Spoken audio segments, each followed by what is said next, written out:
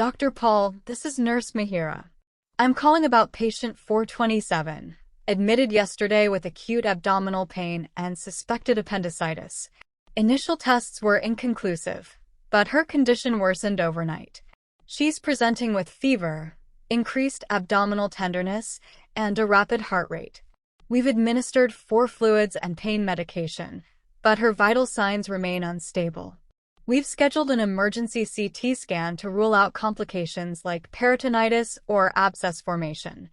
That's a proactive approach. Go ahead, Mihira. Dr. Paul, I'm concerned about her blood test results. Her white blood cell count is elevated, indicating infection, and her kidney function tests are slightly abnormal, possibly due to dehydration or sepsis. We've initiated broad-spectrum antibiotics to cover potential bacterial infections. I've also increased her 4 fluids to address dehydration.